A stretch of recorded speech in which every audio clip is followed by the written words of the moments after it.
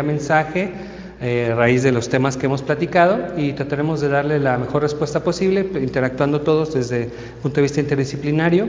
Y igual si hubiera alguna duda que quisieran mencionar, estamos libres para que la manden, la envíen, y nuestro equipo de producción va a estar leyendo estas preguntas para que nosotros podamos crear este diálogo. Cualquier cosa estamos para servirles y resolver sus dudas. Bienvenidas, chicas. Gracias. Y pues empecemos. Bueno, vamos a responder las preguntas que nos ha hecho el público Prisma a través de nuestras redes sociales. Y la primera pregunta que tenemos para el equipo es: ¿hay alguna relación entre lo que son las enfermedades de demencia, como el Alzheimer y el Parkinson? Porque en concreto a este paciente se le olvidan muy seguido las cosas.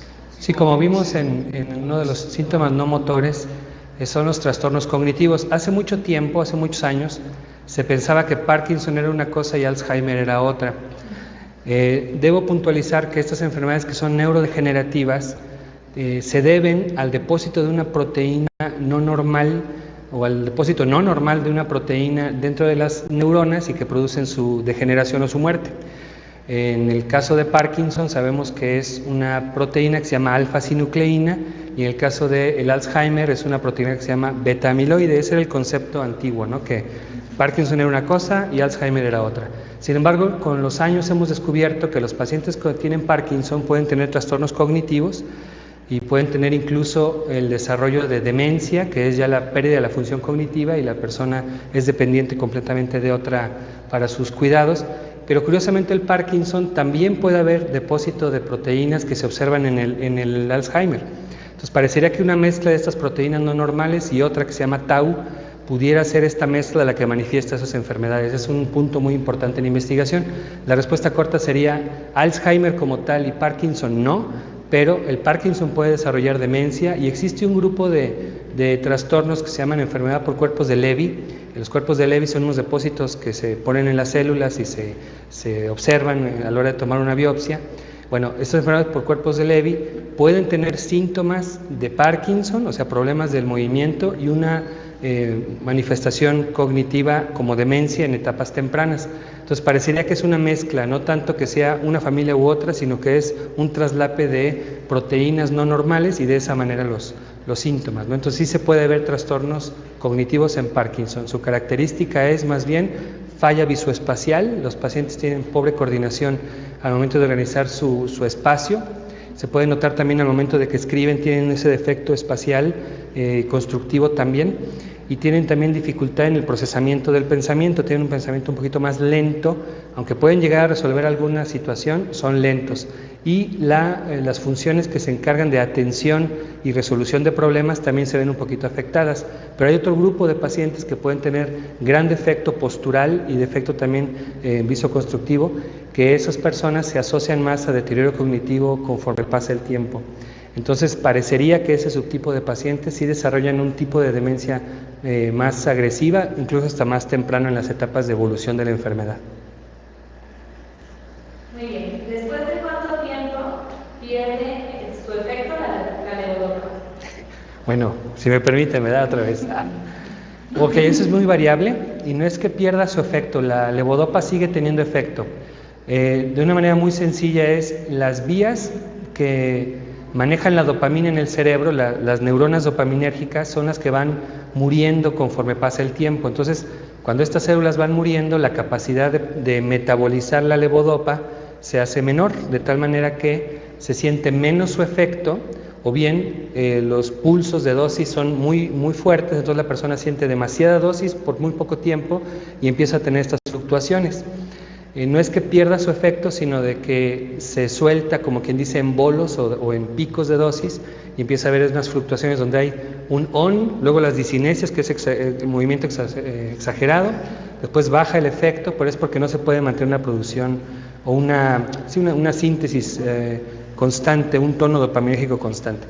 Entonces, ese tiempo puede variar muchísimo dependiendo del subtipo de Parkinson que tenga la persona. En promedio, se piensa que a partir del cuarto o quinto año de estar tomando levodopa en intervalos adecuados, puede empezarse a identificar estas fluctuaciones motoras. Aunque hay pacientes que pueden tener 10 años tomando levodopa y todavía tener muy buen efecto de su ON. El ON nos referimos al tiempo de efecto bueno de la levodopa. Yo le digo a mis pacientes que imaginen la levodopa como si fuera la gasolina, ¿no? Y que cuando ya pasa el efecto, pues se les acabó la gasolina. Entonces hay personas que duran más tiempo.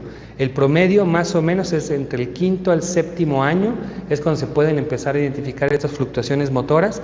Hay pacientes que las pueden identificar desde antes, dependiendo del subtipo genético que sea, o personas que pueden ser después, porque como les platicamos esta semana, la variabilidad en la presentación de la enfermedad es amplísima.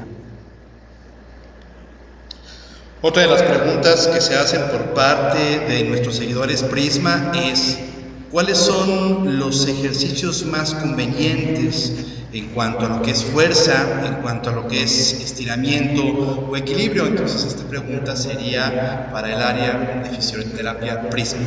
No, yo quisiera responderla también. Jessica. Que la responda el doctor Guerra. Bien, existe un programa de ejercicios que debe de incluir todas estas áreas en las que abarcan la pregunta, que es fuerza, equilibrio y coordinación, creo que mencionaron. No se debe de realizar un ejercicio específico para cada área, sino que se debe de realizar una rutina en la que abarquemos cada una de estas áreas. El ejercicio debe de durar mínimo 45 minutos y se debe de hacer de forma diaria. Debemos de incluir 15 minutos de ejercicio cardiovascular previo a los ejercicios de fuerza muscular, de equilibrio y de coordinación. El ejercicio cardiovascular puede incluir caminata, bicicleta, elíptica o cualquier ejercicio que el paciente pueda realizar en casa. Todos estos ejercicios deben de hacerse personalizados y supervisados por algún familiar o cuidador. Después del ejercicio cardiovascular se debe iniciar una etapa de calentamiento por área, por grupo muscular, y después entonces podemos incluir algún aditamento de fuerza muscular como son las ligas, las polainas. Todo esto debe de hacerse con una evaluación previa porque no todos los pacientes tienen la misma fuerza muscular, la misma masa muscular. Basado en eso podemos entonces decidir qué tipo de aditamento se va a utilizar y entonces empezaremos con ejercicios que tengan que ver con equilibrio, coordinación y ejercicios dirigidos directamente para la marcha.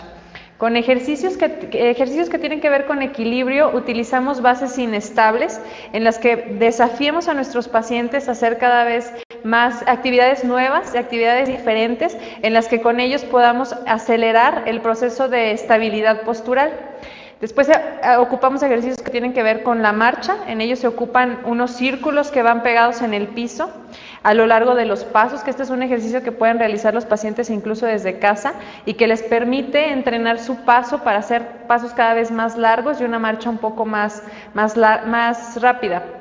Estos puntos también nos sirven mucho para los pacientes que sufren congelamiento de la marcha, porque permite ser una pista visual para que el paciente sepa dónde debe de poner el pie y se pueda descongelar.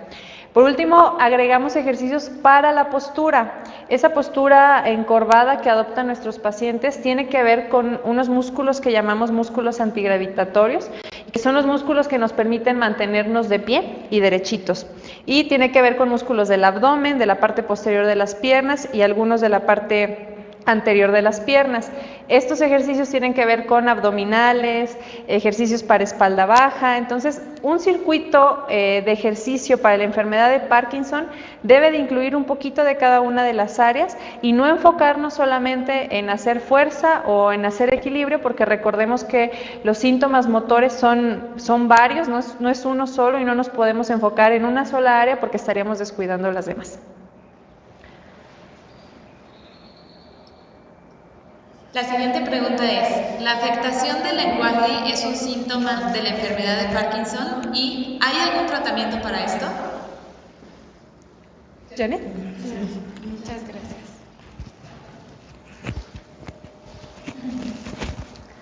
Bueno, sí, el lenguaje como tal sí es un síntoma que se ve dentro de la enfermedad del Parkinson. al hablar del Parkinson, o bueno, del lenguaje, perdón, no nos referimos solamente a lo que es la comunicación como tal, el lenguaje hablado, sino que estamos hablando de que se afectan otros niveles como lo es la deglución y la escritura.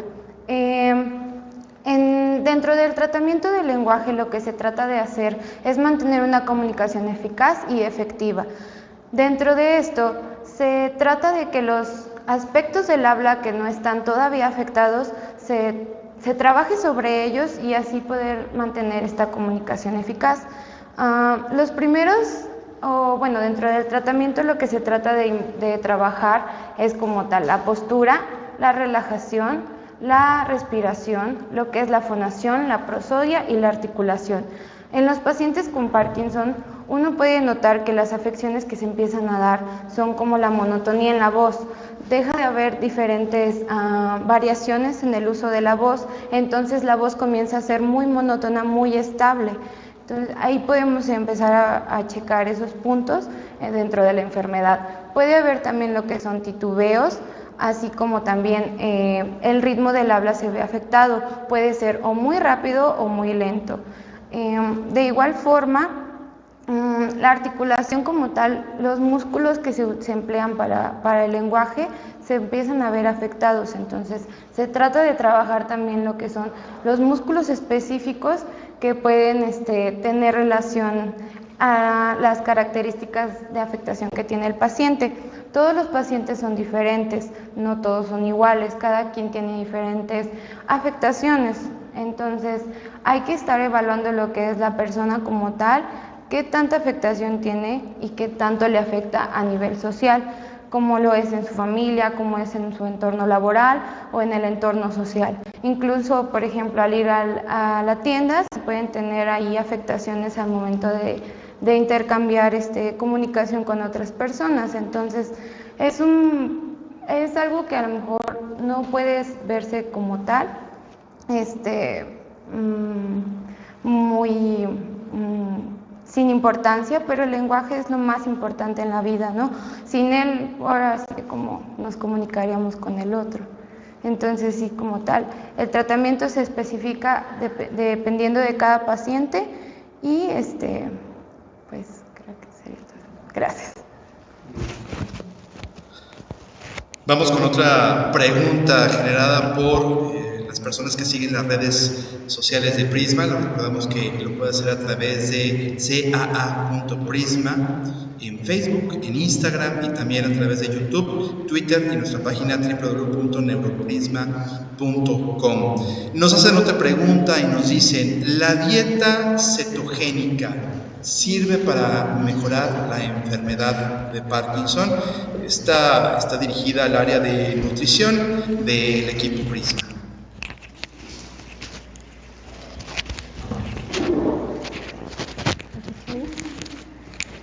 Bueno, respecto a la dieta cetogénica, es una dieta en la que limitamos el consumo de carbohidratos, aumentando el consumo de proteínas y grasas. Estas provenientes de carnes, pescados, huevo, sí se consumen verduras, pero son principalmente hojas, y dentro de los frutos también se seleccionan algunos, principalmente frutos secos y granos y semillas.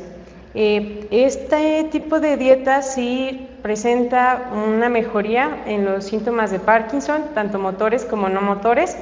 Sin embargo, los estudios que existen son estudios hechos en una muestra de población muy pequeña y durante un corto tiempo.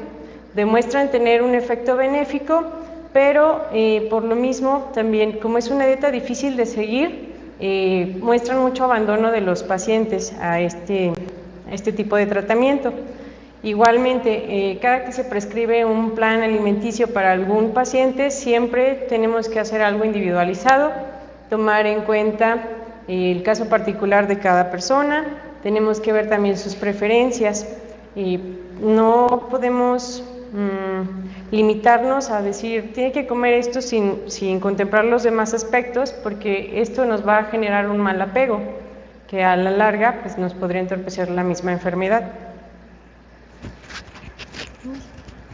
Esto en cuanto al área de nutrición, por parte de María González, esto por parte de la nutrición de María González Díaz, también colaboradora de Prisma Centro de Atención Avanzada. Tenemos otra pregunta por ahí, Alejandra Acevedo, también parte del equipo Prisma en lo que es el área de fisioterapia, y ojalá no la pudiera traer.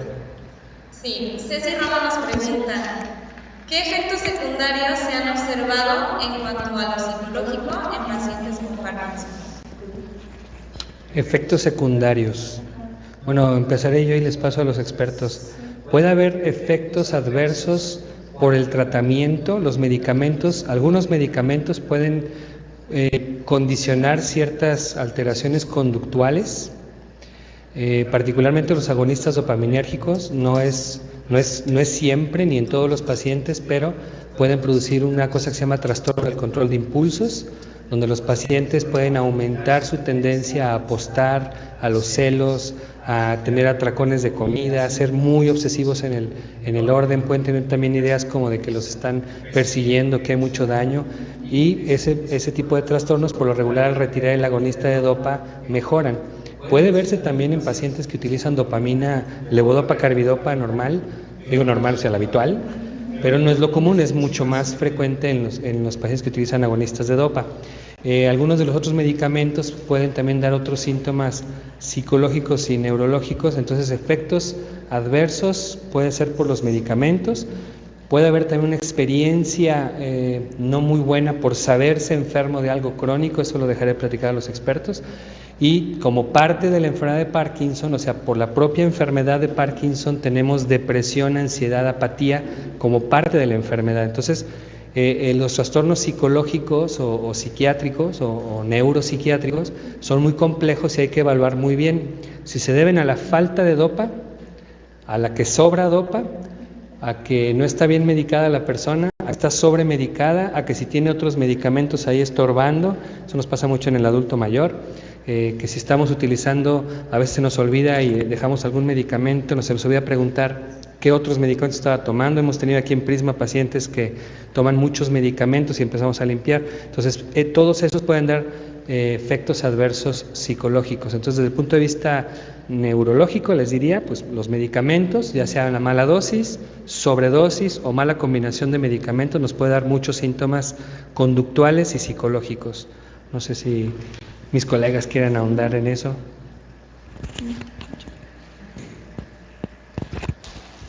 Sí, bueno, en sintonía con lo que comentaba el doctor Guerra, a veces sí hay efectos secundarios de parte del medicamento dopaminérgico de la misma levodopa, pero no hay forma de quitar el medicamento porque tenemos la sintomatología parkinsónica de por medio, y es ahí donde entra como el consenso de los especialistas.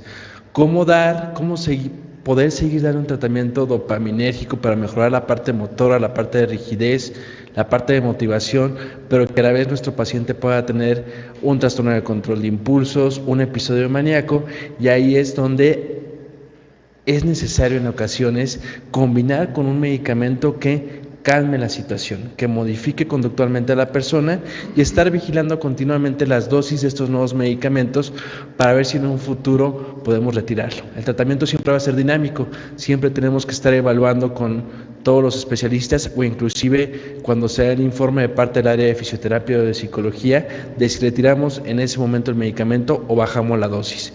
Esto es algo bien importante recalcar: los pacientes no es el mismo paciente que tuvimos hace un mes que el paciente que tenemos ahora. Van cambiando conforme pasa el tiempo, y conforme pasa el tiempo van requiriendo diferentes dosis de medicamentos nuevos, distintos, quitar y poner. De hecho, eso es bien interesante, porque gracias a la evaluación psicológica, que hacemos un perfil cognitivo, o un tamizaje, cognitivo inicial, podemos darnos idea más o menos de no solamente la función cognitiva como tal del paciente en cuanto a atención, memoria, juicio, cálculo, gnosis, praxias, etcétera, sino en su estado, por ejemplo, afectivo, emocional. También una cosa importante es establecer una línea de base con la cual empezamos la intervención. Aquí en Prisma hacemos mucho este manejo interdisciplinario, donde podemos evidencia de cómo lo vi yo como neurólogo al principio, pero también la evaluación de fisioterapia es bien interesante, porque Jessica no solamente se enfoca a ver que la persona pueda o no moverse, sino ve su capacidad de atención, su capacidad de atenderle las indicaciones. Sofi también, cuando hace las evaluaciones cognitivas, podemos ver cómo está la dinámica familiar ya desde ahí. Entonces hay muchos factores que podemos desde antes poner atención y evaluar. Janet comentaba algo importante, que es lo del lenguaje. Entonces los pacientes no solamente es el lenguaje hablado o escrito, sino también expresado. Entonces estos pacientes, como tienen la facies en máscara o hipomimia, que parece que están serios y rígidos de su cara y parece que están siempre enojados, pareciera que el lenguaje que están, o el mensaje que están transmitiendo es que están enojados, tristes o deprimidos, cuando a lo mejor el paciente no está deprimido, lo que tiene es que está rígido, ¿no? Entonces es todo un reto poder evaluar y ponderar cada uno de los síntomas y cuidar muy bien qué vamos a modificar, qué podemos empeorar un poquito con los medicamentos, y hay que estar muy listos en tratar. Algunos pacientes se nos desesperan, bueno, no el paciente, a veces la familia un poquito, porque piensan que estamos, de repente, si no se le explica al paciente, pueden pensar que estamos ensayando, a ver, súbale más, bájale más, póngale. Por eso desde el principio tenemos todos que saber muy bien qué aspectos vamos a empezar a corregir, qué aspectos pueden empeorarse, y el momento que nos tienen que avisar de manera permanente la comunicación para poder hacer ajustes y poder hacer intervenciones y poder identificar estos efectos adversos, ya sea psicológicos o no, a tiempo para corregirlos. Claro. También va a depender estos síntomas o efectos de la etapa de la enfermedad. Al inicio de la enfermedad es un impacto muy fuerte el recibirlo, y a lo mejor los síntomas afectivos llegan a un pico máximo. Después como que dicen, bueno, van en este duelo de la enfermedad, y posteriormente pues llega a un déficit motor en el cual ya se vuelven dependientes y vuelve a generar eso, angustia o incluso depresión. Por eso es que ya hablamos del dinamismo en el tratamiento, en el que hay que identificar esos factores y estar por eso en equipo interdisciplinario para estar vigilando de manera holística al paciente, de tal manera de ver desde todas las perspectivas, para que el paciente durante toda la enfermedad, porque sabemos que es una enfermedad larga, y que se va a acompañar al paciente y a la familia en todos estos aspectos, para que esos pequeños detalles que se pueden mejorar o incluso quitar con medicamentos o con ajustes de medicamentos, se pueda mejorar la calidad de vida, que es lo que buscamos también en estos pacientes.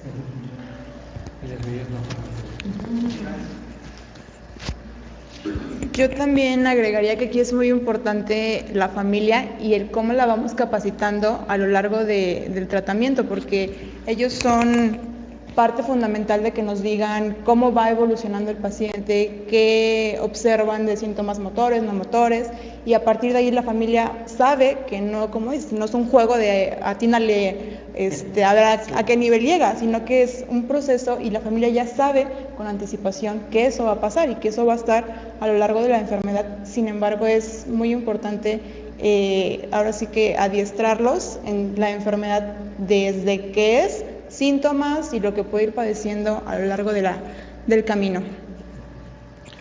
Y otro punto importante también es que, como es una enfermedad muy compleja, dinámica, fluctuante, el ambiente del paciente, me refiero a la familia, puede tener tentación de probar cosas alternativas, ¿no? O cosas de moda, particularmente, por ejemplo, cannabis, ¿no? La marihuana. Hemos tenido en esta clínica diariamente experiencias de pacientes, no en el consumo, aclaro, sino en la pregunta que nos hacen las personas, ¿no? Oiga, ¿fumarme un churrito sirve? Desde preguntas así hasta que nos traen productos hechos en casa, etcétera. Entonces, este tipo de enfermedades pueden ser muy frustrantes simplemente por el hecho de decir no tiene cura. Desde ahí no es una noticia tan agradable. Otra es que es muy compleja y tenemos que hacer varias intervenciones. Desde ahí como que, híjole, no se antoja tan fácil. Es más fácil tener gripa. Te tomas un medicamento cada 8 horas, te encierras, tu caldito de pollo y ya estuvo, ¿no? Aquí sí tenemos que ser muy, muy atentos. Entonces puede haber esa tentación de tener intervenciones sin evidencia y que nos pueden empeorar. Por ejemplo, la marihuana o el cannabis más bien medicinal, que está en mucha investigación y que es una promesa para varias enfermedades, no solamente Parkinson, sino otras, a nivel de las ratitas y de los animales de experimentación ha demostrado que al parecer detiene la neurodegeneración y mejora síntomas. Hay que recordar que la marihuana finalmente levanta dopa, entonces va a haber mejoría. Pero en estudios donde se han tratado en adultos o en personas, hemos visto que empeora la depresión, empeora ansiedad, puede precipitar episodios psicóticos, se asocia a falla cognitiva. Entonces todavía no tenemos esa finura para recomendarlo. Entonces a veces nos llegan los pacientes con efectos adversos y si no sabemos y no tenemos una buena comunicación, no descubrimos que estaban utilizando estas gotitas que les vendieron carísimas y que ya nos está entorpeciendo todo el flujo, todo el proceso. Suplementos de alimentación que también mucha gente quiere, ¿no? Le puede dar un suplemento, por favor, porque tenemos esa idea de buscar la vitamina, que por favor lo mejor. Y muchas de las intervenciones que son exitosas en Parkinson son las no farmacológicas. O sea, no todo es el medicamento, súbele, bájale, combínale, ponle, sino es muévete, agítate, muévete, chécate, mídete, sino es hacer ejercicio, empezar a tener activación. Cuando hacemos ese caminito bien organizado, come bien, pero muchas personas nos preguntan esto de la dieta cetogénica, ¿no? Y al revisar sus hábitos alimenticios, ni siquiera una dieta normal, bueno, no digo normal, saludable tienen, ¿no? ¿Cuántas veces al día come? 1, 2, y ya están pensando en cosas que son muy difíciles de cumplir, muy difíciles de aguantar, y que aunque tienen cierto efecto, no hay ningún efecto superior a comer bien, a dormir bien. Entonces no hay suplementos que nos puedan apoyar, no hay vitaminas que detengan la progresión. Desafortunadamente no hay una bala mágica que haga todo, sino es un trabajo en conjunto. Y digo desafortunadamente porque mucha gente lo pide. Pero cuando hacemos eso, el ejercicio, la polifarmacia racional, el cuidado de nuestros adultos, el cuidado del lenguaje, una buena alimentación, una buena evaluación no solamente del paciente, sino de su ambiente, equilibramos bien los medicamentos, nos comunicamos a los especialistas, el cambio se ve radical. Yo estoy muy contento de lo que vemos con los pacientes porque es impresionante cómo vemos los cambios con pequeños ajustes. Pacientes que nos llegan muy amolados y que pensamos, chinos, ¿cómo le vamos a hacer? Empezamos a poner orden, 2, 3 cositas y ¡pum! Entonces ya ni siquiera llegamos al punto de hablar de cannabinoides, de hablar de dietas, nada, sino haciendo lo básico. Entonces sí hay que estar bien en mucha comunicación, no tenemos nosotros pleito con que la gente nos pregunte, oiga, el cannabis, oiga, el omega 3, oiga, el aceite de coco, ¿no? No tenemos problema y por eso es un centro en el cual tenemos que darle mejor evidencia que podemos darles y la mejor guía. Sí. Tocas un tema muy importante, creo que como hablaba de no todo tiene que ser farmacológico, dentro del lenguaje yo puedo experimentar lo que son trabajar todas las sensaciones, ¿no? Estimularlo sensorialmente a los pacientes les ayuda mucho, unificar todo lo que son estos sentidos que tenemos, como el tacto, el olfato, el habla, el sentido del oído, el gusto, el olfato, el tacto y la vista. Eso, exactamente. Lo siento. Entonces, conectar lo que son estos 5 sentidos mediante actividades que puedan favorecer a la enfermedad del Parkinson, esto demuestra mucho impacto en estos pacientes. A veces no necesitamos, como decía, basarnos mucho en otras cosas, sino que estimularlos de otra manera, ¿no? Ahora que están en cuarentena, podemos buscar muchas actividades que puedan estimularlos de esta manera, o sea, que les pueda favorecer más que nada buscando en internet, o sea, pueden encontrarlo donde sea, ponerlo a oler las plantas, a oler la comida, a checar esos pequeños detalles que a lo mejor, si la persona no pierde el apetito, cosas así, a lo mejor no significa que la comida sepa fea o otras cosas, y a lo mejor tiene afectado un poco el sentido del olfato o algunas otras cosas. Entonces creo que eso es muy importante también, basarnos en esa parte de las sensaciones que el paciente está detectando, ¿no? Entonces, creo que me gustaría tocar ese tema un poquito. Muy bien, tenemos otra pregunta. ¿Es normal que mi paciente presente alucinaciones y episodios de muchos celos?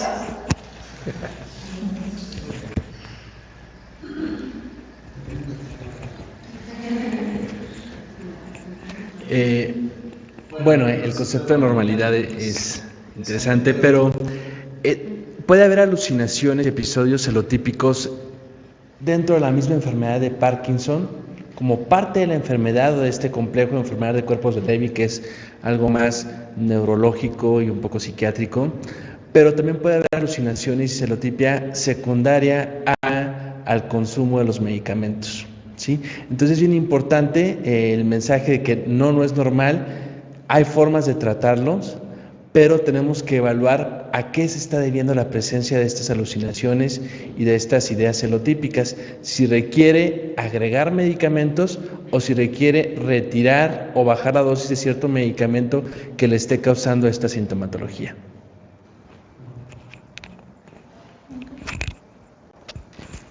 Dentro del abordaje que hacemos para definir estas alucinaciones, pedimos que los pacientes nos describan, ¿no? O la familia qué es lo que ven. Algunas personas con Parkinson tienen alteraciones en la percepción y no nos dicen, ¿no? Hemos tenido pacientes que les decimos, oiga, en la consulta, ¿no? Don fulano, ¿y ha visto gente chiquita? Sí, la he visto, y la familia se sorprende porque el paciente no les ha dicho que ve pitufos, no gente chiquita. Y son trastornos asociados a la propia enfermedad.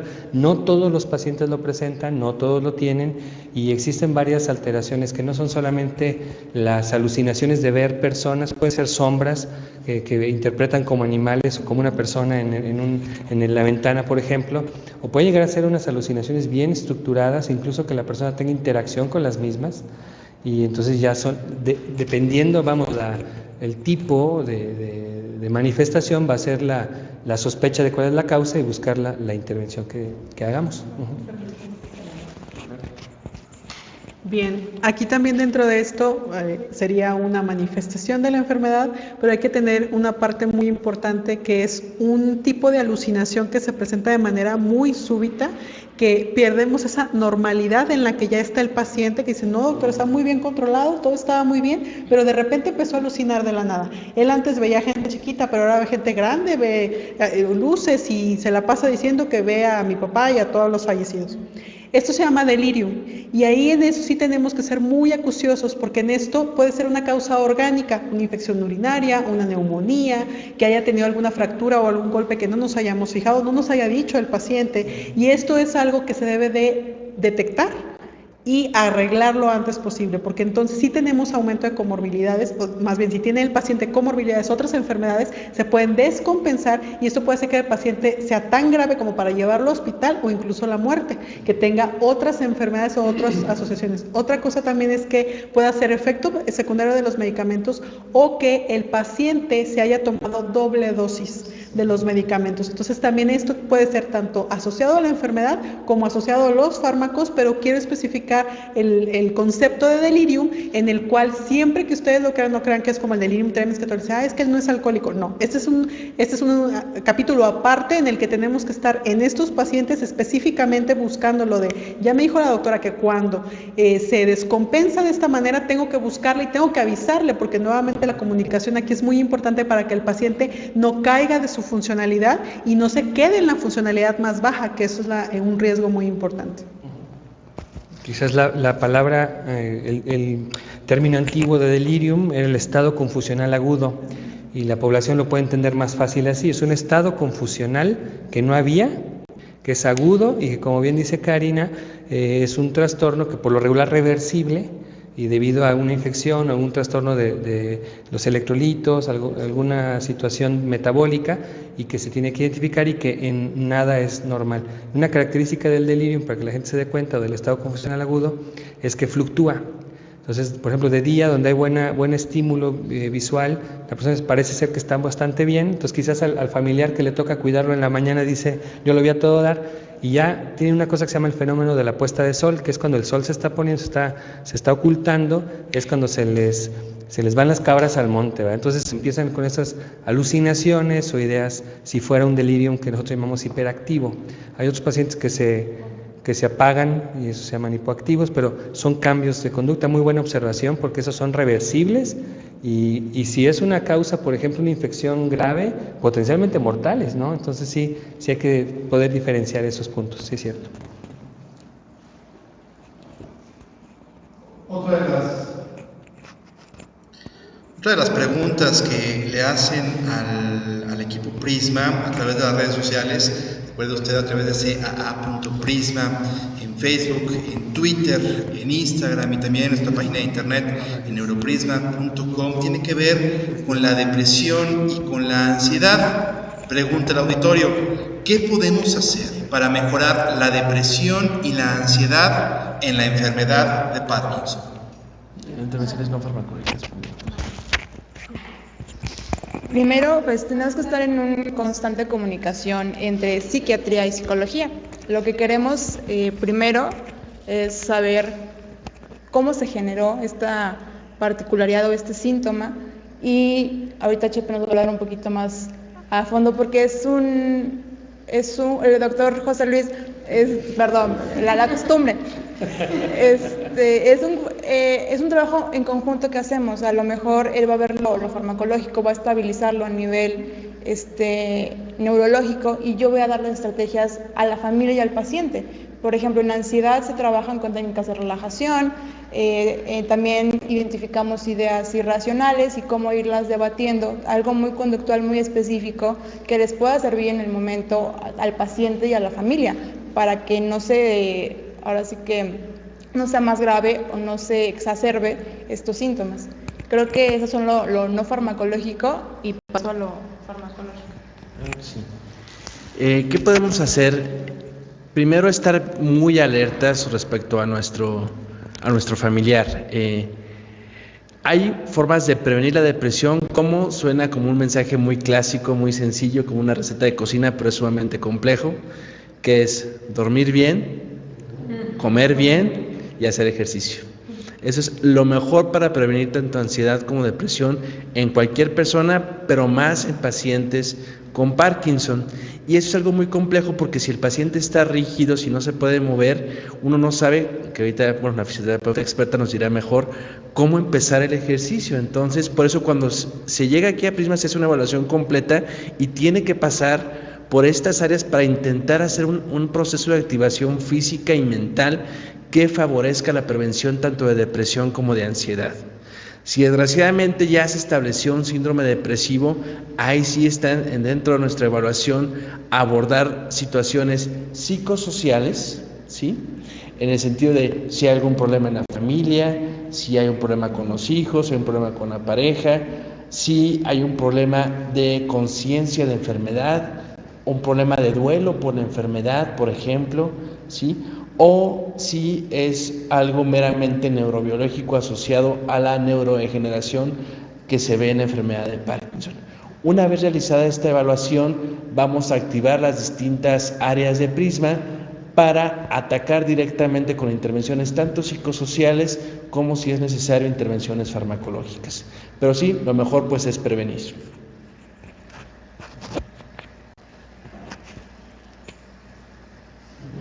Muy bien, tenemos otra pregunta para el área de fisioterapia. ¿Hay alguna forma de prevenir caídas en esta enfermedad de Parkinson? Ahí es una pregunta muy padre. Sí, principalmente, Inicialmente lo que debemos hacer es una evaluación para saber por qué el paciente se está cayendo y cómo se está cayendo. Es muy importante cuando nosotros hacemos la evaluación es preguntar el proceso de la caída, cómo se cayó, si se cayó hacia adelante, hacia atrás, porque eso nos puede dar una idea de hacia dónde está la inestabilidad postural. Entonces, eso nos permite saber el rumbo que vamos a tomar en cuanto al programa de ejercicio. Ahorita vamos a hablar del programa de ejercicio, pero en casa es muy importante revisar ciertas adecuaciones que debemos de tener. Hay muchos pacientes que tienden a arrastrar los pies, y si tenemos alfombras en casa, eso favorece o incrementa el riesgo de una caída. Entonces debemos evitar el uso de alfombras, el uso de escalones o el tener escalones muy pequeñitos. Debemos señalizarlos o hacerles entender a los pacientes o ver de alguna forma para que no se confundan con que el piso es completamente plano. Revisar todos los bordes que hay entre los azulejos, que esté todo completamente parejito, porque eso puede ocasionar un riesgo de caída. Las adecuaciones que se deben de hacer, por ejemplo, en los baños. Muchos pacientes tienen dificultad o falta de fuerza muscular en las piernas y requieren de algún aditamento para poderse levantar. Nos han pasado casos en los que se agarran de los toalleros, entonces se traen el toallero, se van para atrás, o caídas en las que intentan agarrarse de los lavabos y se traen con todo el lavabo. Entonces es muy importante tener aditamentos firmes para cada uno de los pacientes y que puedan favorecer o puedan ayudar a hacer este tipo de movimientos como el levantarse o los traslados.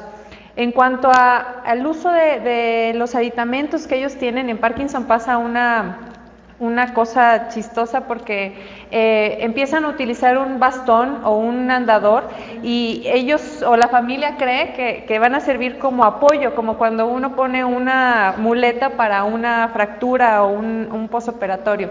Y no es así, en realidad en Parkinson, si ustedes se dan cuenta o voltean a ver a un paciente, los traen en el aire, traen el bastón en el aire y lo único que requieren es tener la sensación de seguridad o de apoyo para poder caminar. Muchos de estos aditamentos estorban más de lo que ayudan, entonces tenemos que tener una buena evaluación para saber si realmente el paciente requiere de este tipo de aditamentos y no solo ponerlos porque creemos que puede ser de utilidad. Entonces, también en casa es muy importante el uso de, bueno, más bien el tener el cuidado en las puertas, en los bordes que tenemos, porque muchas veces la gente también se agarra de ahí o puede tener algún riel. Todo lo que tenga que ver con desniveles en el piso es importante cuidarlo.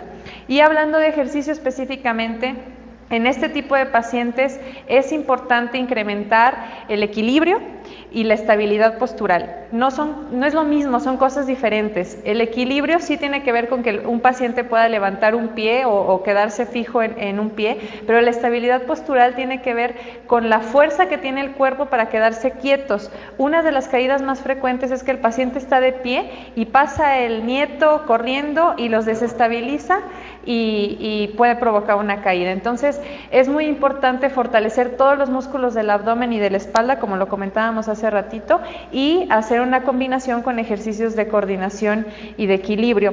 Y esta parte tiene mucho que ver con ejercicios cognitivos que ponemos en conjunto con el área de psicología para favorecer también la marcha, porque también la marcha tiende a ser un riesgo de caída cuando los pasos son cortos o los pies se llegan a entreponer uno adelante del otro. Entonces es una pista que yo suelo insistir mucho a los pacientes es camine con los talones, porque el dar el paso y al apoyar siempre al inicio el talón permite que el paso sea más largo y que nosotros estemos concentrados en lo que vamos haciendo, porque muchos pacientes lo que se fijan es en su meta, en a dónde tengo que llegar. Entonces en esa concentración en la que están no se van fijando cómo van caminando. Entonces lo importante es poner atención en cómo vamos caminando, dónde vamos pisando, y que la marcha siempre inicie con el talón para evitar que el pie se arrastre. Perdón. Hay que entender una cosa importante: la marcha, la caminada, la aprendemos de bebés y vamos primero gateando y vamos aprendiendo. Entonces hay muchos bebés que hacen eso que hacen nuestros pacientes con Parkinson. Hay niños que están empezando a caminar y agarran yo agarro unas pinzas de esas de carro, y ya con esas agarradas yo pude caminar de niño. Bueno, eso dice la leyenda, pero esa programación de poder caminar la vamos aprendiendo de chiquitos y después se nos olvida que estamos caminando, simplemente caminamos. Entonces la programación cerebral de caminar, que es el reflejo de la postura, el equilibrio, que no somos conscientes, esa marcha se pierde en Parkinson. Entonces la persona, ya no, dicho de una manera muy simplista, pierde su programación automática de la marcha. De tal manera que nuestros pacientes con Parkinson tienen que poner atención a cómo caminan. Y eso ayuda muchísimo. Las personas que nos estén viendo, que son familiares de alguien con Parkinson, seguramente lo han visto, que cuando su familiar está platicando de una cosa y quiere caminar, no camina, se traba, tac, tac, tac, o está caminando y lo distraen, se traba o se cae. Esa pérdida de la atención al caminar también facilita caídas. Entonces Entonces, parte del entrenamiento con estos pacientes es no hablar ni distraerse mientras están caminando, concentrarse muy bien en ordenarle a las piernas moverse para caminar, les decimos talón, punta, o como soldado. Hay gente que tiene este congelamiento de inicio de la marcha, que no arranca la marcha y están haciendo pasitos ahí mismo, entonces ahí y se estresan porque no pueden caminar y al estresarse se ponen más rígidos, se ponen más se congelan. Y un truco muy sencillo es, a ver, tranquilo, imagine que hay un borde ahí sobre usted y brínquelo. Entonces dan el primer paso y ahí arranca el siguiente. Entonces una parte fundamental en la intervención con Parkinson es justamente lo que platica Jessica, que es el reentrenar la marcha, mejorar esos reflejos posturales y facilitar que no haya distractores que estorben en la ejecución de la marcha de los pacientes para que no haya caídas. Hay estudios bien interesantes donde se han evaluado las causas de las caídas y créanme, las causas de las caídas son las más tontas que hay. El paciente en vez de concentrarse en sentarse bien en la silla, se concentra más en agarrarse de la mesa para sostenerse y se viene con todo, o las mascotas. O el ponerse el pantalón. La técnica de ponerse, etcétera. Entonces, al entender que los pacientes tienen que poner atención para caminar, eso ayuda también mucho para que la familia pueda acomodar y adecuar la casa. No quiere decir que tiren toda la casa y que cambien todo el piso ni nada, sino hacer adecuaciones para que la persona pueda poner atención en cómo camina. Y si ven, por favor, a su familiar con enfermedad de Parkinson caminando, no le distraigan, no le metan un susto, no hagan TikToks con ellos, porque si no se van a trabar y se van a caer, porque es la pérdida de este reflejo. Perdón, un segundo. Ahora, es muy importante también comentar que estas adecuaciones que comentábamos de casa, tiene que evaluarlas el equipo de salud, porque a veces podemos nosotros decir, bueno, vamos a quitar ya el tapete, y puede intervenir eso también en el tratamiento que estamos haciendo, porque dentro de nuestros tratamientos lo que estamos procurando es mantener la independencia de nuestros pacientes. Entonces, puede haber casos en los que todavía no sea necesario quitar una alfombra. Es una cosa muy básica, un ejemplo muy básico, o a lo mejor hay pacientes que deciden, bueno, voy a cambiar de casa por una casa de un solo piso, cuando el paciente todavía es muy funcional y puede subir escaleras. Entonces, es muy importante que esta decisión no se tome solo, sino que lo consulten con el equipo de salud para saber qué tipo de adecuaciones se deben de hacer en casa. Perdón, Cari. Ahora sí, Cari, perdón. Muy bien, ahí también lo único que me gustaría acotar sería, hay una parte de un síntoma de la enfermedad de Parkinson por los medicamentos o por la propia enfermedad, que es hipotensión ortostática. Eso significa que baja la presión al momento del cambio de posición, es decir, que cuando el paciente se levanta de la silla o es común a levantarse de la cama, va a bajar la presión y eso lo va a hacer que sienta una especie de mareo. Esto es una causa muy frecuente, las recámaras son uno de los principales lugares donde tienen caídas. Nosotros en geriatría valoramos las causas extrínsecas y las causas intrínsecas del paciente a la hora de hacer nuestro protocolo de caídas. Dentro de nosotros sí tenemos que valorar la causa neurológica, que aquí sería la enfermedad de Parkinson, pero además estos pacientes también pueden ser cardiópatas, pueden ser neumópatas, les puede bajar el oxígeno, aparte de la hipotensión ortostática. Entonces tendríamos que descartar otras causas, es decir, fisioterapia, oye, me comenta que el paciente está muy bien, estaba caminando bien, pero ahora ha notado otro tipo de cosas. El automonitoreo de la presión sanguínea en la casa es muy importante para detectar los cambios y las fluctuaciones de la presión arterial. Ellos también hacen cambios de hipertensión durante la noche y eso también puede generar cambios o puede generar otras patologías, por ejemplo, un EBC isquémico, una embolia, como le conocen las personas, y esto también puede generar caídas incluso de la cama. Entonces también eso, la parte física, sería muy bueno de destacarlo. Y la otra es el uso de chanclas, ¿no? Yo todos los días estoy peleada con mis pacientes de, por favor, las chanclas, ¿no? Tienen que utilizar un zapato adecuado, sobre todo si tienen enfermedad de Parkinson. Sí, tienes toda la razón. ¿Sí? Vamos a tener la próxima semana, por cierto, aprovecho una sesión o un video sobre las adecuaciones de casa, por la ausente que es Adriana, que no pudo estar con nosotros ahora, que nuestra enfermera, ella se encarga de este punto. Y otra cosa que también puede hacer caídas nocturnas es el trastorno conductual del sueño REM, que es un trastorno donde las personas actúan sus sueños. Si están soñando que son futbolistas profesionales, meten gol y se avientan, o si es portero, etcétera, o golpean al vecino, etcétera. Entonces el paciente mismo no se da cuenta de toda caravana de cosas que realiza, pero el que lo cuida o el que se duerme con sí lo hace, y algunos sueños son tan vívidos, tan exactos, que pueden tener también caídas. Entonces, cuando escuchamos a los pacientes o a los familiares platicándonos de ese trastorno, pues lo confieso, puede ser hasta jocoso, ¿no? Que doctora, me dio una nalgada, dijo una paciente una vez, ¿se acuerdan? Bueno, pero a veces puede haber caídas, entonces podemos también hacer medidas para evitar el que rolen en la cama, o casi como los barandales en algunos casos, como de los niños chiquitos, justamente porque ahí no van a poner las manos, y si está soñando que detiene un penalti, pues se va a aventar. Entonces hay muchos factores y eso es bien importante evaluar cómo está. Pero yo creo que, si me permiten, el más frecuente es la falta de ejercicio, gente que está muy débil, y no necesariamente adulto mayor, gente con Parkinson que no tiene 80 años, sino tiene mejor 40, 50, que tenemos la idea de que como ya tiene Parkinson, no se debe de mover. Tú no lo hagas, te vas a caer. Entonces dejan de moverse, o bien lo mencionaban hace un ratito, ¿no? Problemas de la olfacción, entonces ya no tienen el gusto por la comida, entonces dejan de comer, entonces depresión muscular, débiles, no se mueven, y eso van a perder toda la fuerza de la postura y se van a caer, y a lo mejor damos la medicina en buena dosis, ya no hay rigidez, ya no hay tanta bradicinesia, pero es una persona sin fuerza muscular, débiles, desnutridos, deshidratados, entonces no se van a mover como esperábamos. Entonces a veces nos avisan, eso seguramente a colegas médicos les ha pasado, que dejan bien la dosis de levodopa o del agonista de dopa o el fármaco que quieran, lo dejan bien, y el paciente sigue, o la familia sigue diciendo, es que no se mueve. Entonces no podemos decir nada más, no se mueve, súbale la dosis, porque a lo mejor lo que tiene es que está desnutrido, es que está con depresión muscular, lo platicábamos, ¿no? Hay que evaluar muy bien todo, y esas también pueden ser causas de caídas, ¿no? Que las piernas no le respondieron, o que el paciente siente que las piernas se le doblan, ¿no? Como esas bromas que hacían en primaria personas como el doctor José Luis Olivares, que les pegaban en las corvas al lado, y eso lo sienten, y eso es diferente.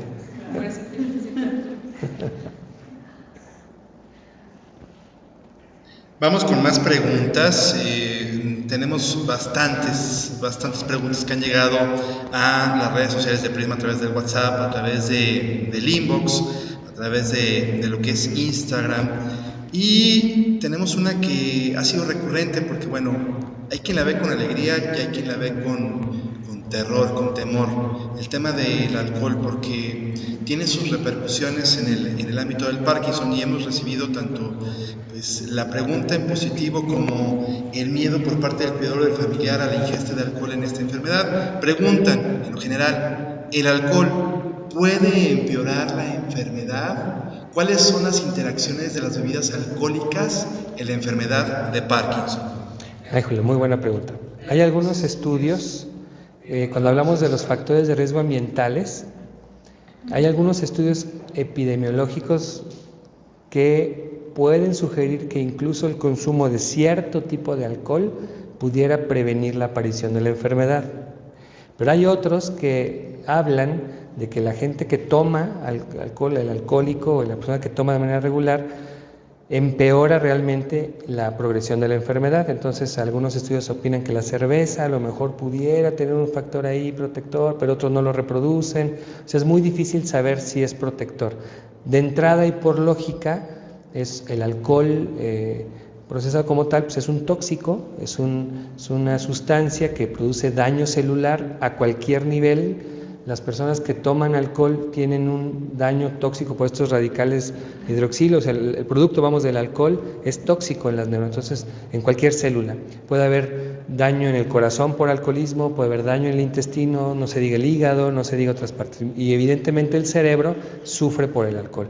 La gente que consume alcohol tiene daño cerebral, y entonces empiezan a tener también una pérdida en la percepción periférica de sus nervios. Entonces las personas que toman alcohol, además de sufrir la desnutrición propia del que toma mucho, por daño directo como tal, el alcohol puede hacer que tengan neuropatías, se llaman, donde las personas tienen alteración en la percepción periférica. Entonces estamos hablando que tienen un problema, el paciente con Parkinson, de reflejos posturales. Si les perdemos o les lastimamos los sensores que te dicen cómo está tu postura, pues van a tener mayor riesgo de caídas. No se diga la falla cognitiva, etcétera. Las interacciones con medicamentos, simplemente entendiendo esto, el alcohol es un sedante. Dependerá la dosis que tomen de alcohol, el grado de daño o de síntomas que puede tener. Entonces las personas que empiezan a tomar poquito alcohol sienten esa desinhibición porque empiezan a relajarse y todo, entonces me caes a todo dar, siempre te he querido mucho, etcétera, etcétera. Conforme siguen tomando van a empezar a sentir la cara medio dormida y la torpeza a veces en la articulación del lenguaje, etcétera. Es una persona pues sana, ¿no?, que empieza a tomar hasta que de pronto pueden tener lagunas mentales, caídas, etcétera. Entonces, si eso lo sumamos a una enfermedad que nos altera muchos de los sistemas corporales y cerebrales, pues evidentemente la respuesta más obvia y lógica es decir, no debe de tomar alcohol.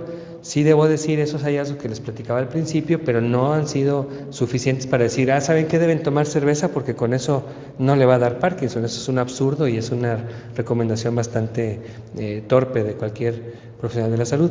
Puede también surgir la idea de que el consumo de vino tinto en Europa y en poblaciones que están acostumbradas a una dieta mediterránea se ha asociado a menor riesgo cardiovascular, y tener menor riesgo cardiovascular disminuye el riesgo de enfermedades neurodegenerativas.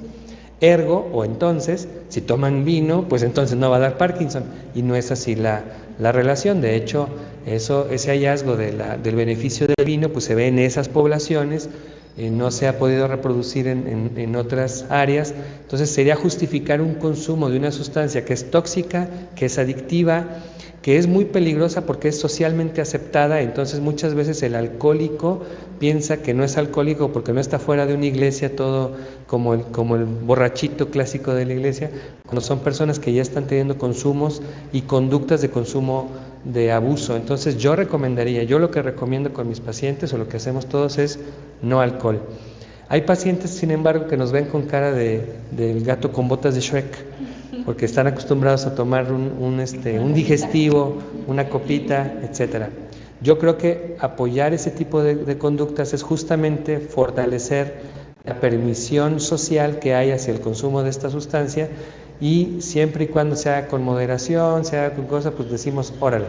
Pero nosotros sabemos que nosotros mismos es muy difícil. Si nos dicen, bueno, puedes poquito, nos comemos todo el pastel. Si decimos, bueno, puedo tomar una bebida, dice, el doctor me dio permiso y vámonos, ¿no? O bien puede ser que la familia agarre la onda y diga, sale, él no va a tomar, y organizan los 15 años de la nieta de Pipina Popochas, y ¿qué es lo que ponen todos ahí? En la botella, ¿no? Pero tú no, porque tú no le puedes tomar, nosotros sí, y eso ya es más complejo, porque entonces es un rechazo al paciente, es un aislamiento social, es una reducción a que es el inválido social, porque no puede compartir el convivio, ¿no? Entonces, yo creo que el tema del alcohol en Parkinson es muy complejo. De entrada, químicamente no sería recomendado. Las dos acotaciones que yo haré aquí sería no, eso ya está dicho, ni poquito también. Y la otra es, recordemos que hay dos cosas. El paciente está consumiendo medicamentos, muchos de los cuales se metabolizan por el hígado, y ahí es donde va a parar el alcohol, mucho o poco. Y hay otro punto, ¿no? El trastorno de control de impulsos que mencionaban, en el cual si tú le dices sí se pueden generar un consumo demasiado excesivo, que para ellos no lo ven así porque están en ese trastorno, ¿no? Entonces, en resumidas cuentas es no. Hay una combinación muy peligrosa con algo que son benzodiazepinas, que nosotros no decimos a nuestros pacientes que las apoyamos, tampoco las satanizo, pero recordemos que son adultos mayores, la mayoría de los pacientes con Parkinson, aclaro, no todos, pero que ya tienen una disminución en el metabolismo basal hepático. El envejecimiento del hígado tiene cambios tanto en el peso como en el metabolismo propio de cada célula hepática, y eso hace que los medicamentos por eso se tengan que reducir o tengan efectos demasiados con poquita dosis debido a estos cambios metabólicos a nivel hepático. Entonces el alcohol empeoraría esto, no necesariamente que tengan, ya de cirrosis, no, pero sí cambia el modo en el que tanto el consumo de alcohol, aunque sea poquito, les hace como más efecto, sobre todo la combinación con los medicamentos. Y pues aunado a las preguntas previas, sería también un factor de riesgo para que si consume demasiado y se mezcla con algunos medicamentos, sea causa de caídas o de alguna otra complicación. No sé si quieres saber.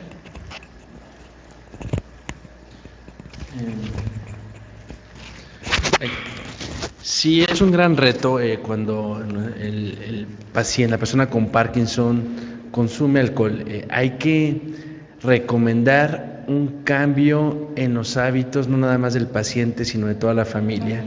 El mejor tratamiento que hay para alguien con alcoholismo es que salga del círculo del alcoholismo. Entonces, para eso se tienen que hacer bastantes modificaciones conductuales, tratar de que busque otros círculos sociales inclusive. Algo también que favorece el consumo del alcohol es la presencia de ansiedad, y mucha gente dice, es que yo tomo porque me relajo. Yo aquí lo que suelo hacer es una invitación a los pacientes de que hay medicamentos que son muchísimo más seguros que el consumir etanol, como ustedes comentan, todos los efectos adversos, y que ni siquiera causan adicción y que pueden favorecer un beneficio en cuanto a la ansiedad, disminuir la ansiedad importantemente, disminuir la irritabilidad y mejorar el estado de ánimo. Entonces, si ustedes como familiares identifican que la persona con Parkinson consume etanol, acudan con nosotros, hacemos la evaluación y vemos qué opciones farmacológicas y psicosociales hay para que cese este consumo a la brevedad.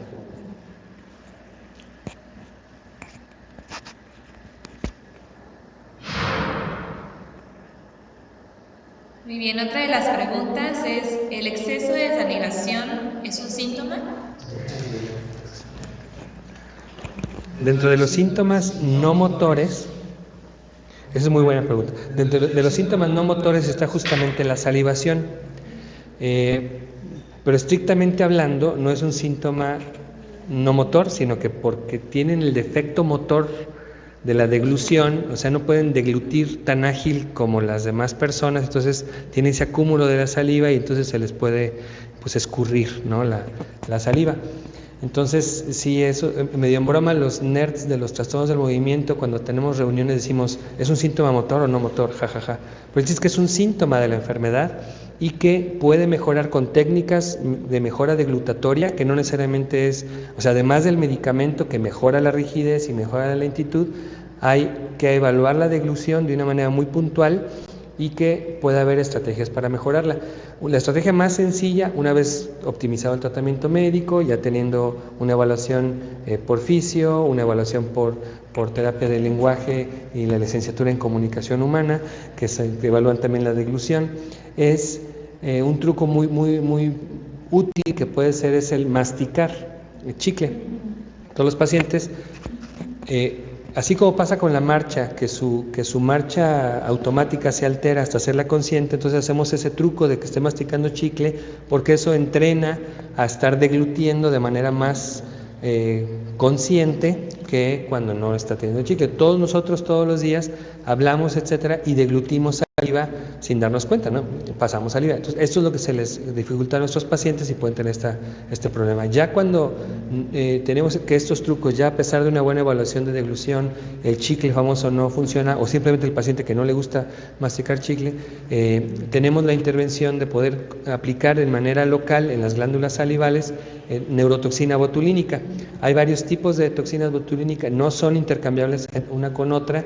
Hay evidencia de que la neurotoxina botulínica tipo B pudiera ser la que tiene mejor efecto en disminuir la producción de saliva, y esa es la que utilizamos, pero también la tipo A se puede utilizar. Entonces hay varias estrategias que se pueden implementar, también el estilo el tipo del alimento y varias cosas. Entonces sí, la salivación es uno de los síntomas que puede ser por mal tratamiento, o más bien mala optimización del tratamiento médico, o bien por no haberse hecho una evaluación deglutatoria, o porque la estrategia de alimentación no es la apropiada para los síntomas, la etapa y el tipo de paciente que tenemos enfrente. Tenemos otra pregunta, sería, por cuestión de tiempo, sería la última que hace nuestro auditorio a través de las redes sociales, y nos preguntan concretamente que si hay efectos secundarios en cuanto a la ingesta de medicamentos como la levodopa, y también preguntan, haciendo una subsecuente con esta pregunta, sobre las interacciones que este medicamento pueda tener con otros Entonces, ¿qué interacciones puede existir con algún otro medicamento? Y también los efectos secundarios que pueda tener el consumo de la levodopa. Como última pregunta. Bueno, la levodopa, el efecto secundario más frecuente es la náusea y depende de la dosis y el momento en que se da es los síntomas que va a tener la persona. Pueden también tener la sensación de inestabilidad o de mareo, y puede haber también alteración en la presión arterial. No es que se les caiga la presión hasta cero, pero sí puede haber una alteración en el reflejo postural y pueden sentir mareo, o la gente de rancho aquí en San Luis Potosí menciona la palabra váguido, que es esa sensación de mareo e inestabilidad con cambios posturales. A ciertas personas pueden también tener, no es común, pero puede haber molestias gastrointestinales con la levodopa, desde movimientos, ruiditos o incluso hasta dolor. Algunos pacientes tienen ese dolor después de la toma del medicamento, entonces no lo pueden utilizar, aunque más lo queramos utilizar. Algunos pacientes pueden también tener trastornos conductuales, pero no es lo común. La levodopa es muy segura en ese aspecto, pero hay pacientes que pueden tener efectos ahí conductuales. Entonces la mezcla, por ejemplo, con antihipertensivos, con algunos antirrítmicos, puede haber efectos adversos. Nosotros cuidamos mucho que la persona que esté utilizando medicamentos dopaminérgicos, ya sea levodopa o el que sea, no reciban medicamentos antidopaminérgicos para que no bloqueen su efecto, como los antipsicóticos clásicos o de primera generación, o algunos que se llaman típicos. Los procinéticos, una vez en una de las cápsulas ya Karina habló de eso, donde algunos medicamentos que se utilizan para mejorar el colon irritable o cosas de esas pueden empeorar los síntomas en Parkinson. Algunos medicamentos que pueden también dar efectos ahí alterados con la levodopa pudieran ser algunos de los antidepresivos, que pueden dar problemas conductuales. Hay varios efectos, pero dependerá, yo creo que la mezcla que estemos hablando. Lo más frecuente, náusea, y por lo regular los pacientes con reciente diagnóstico de Parkinson y que usaron levodopa y que se las dieron una tableta cada 8 horas, que es una dosis altísima, experimentan estos efectos adversos y no quieren volver a saber de la levodopa, y cuando les queremos postular que hay que utilizarla, piensan que es Satanás, ¿no? Entonces, la náusea y la inestabilidad postural yo creo que son las más frecuentes. No sé si...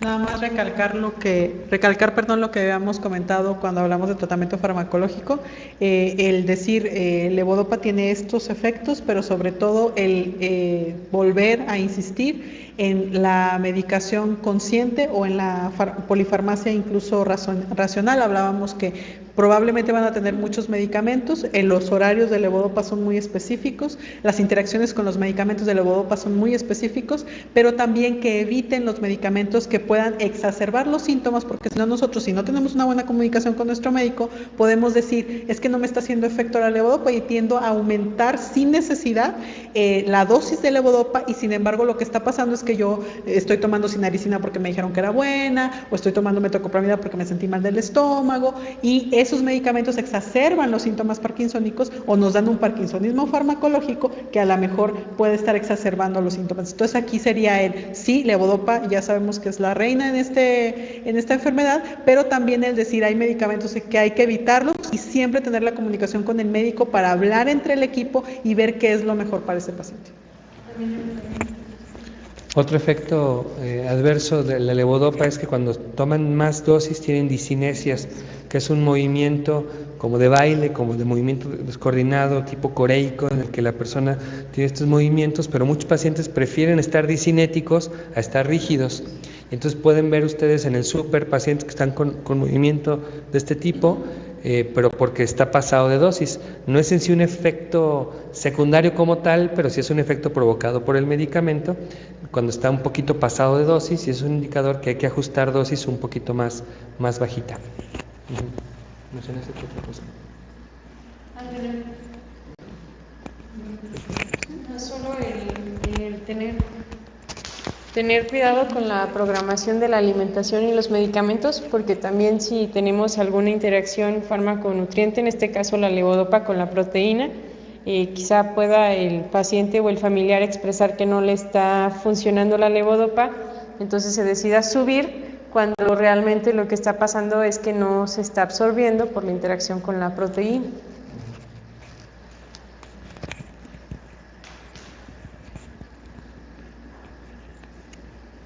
Muy bien, ya por último queremos agradecer y mandar un saludo a todas las personas que nos estuvieron siguiendo en este en vivo de preguntas y respuestas.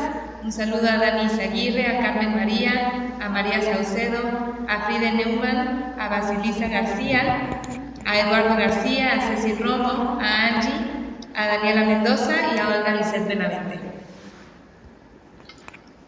Agradecemos también a quienes nos hicieron llegar sus preguntas a través de los distintos canales de comunicación de Prisma Centro de Atención Avanzada. Les recordamos que la siguiente semana continuaremos con estas terceras jornadas de atención integral en Parkinson, teniendo temas vinculados en cuanto al cuidado en casa, temas que van vinculados a la psiquiatría, a la geriatría, a la misma enfermería, que pues son también herramientas muy importantes para lo que es un tratamiento, una atención integral en esta enfermedad, en este mes de abril, mes de la concientización en el Parkinson. Agradecemos mucho a quienes nos acompañaron y también saludamos a quienes nos podrán observar gracias a la permanencia de las redes sociales de esta información. Por lo pronto, es un placer estar con usted.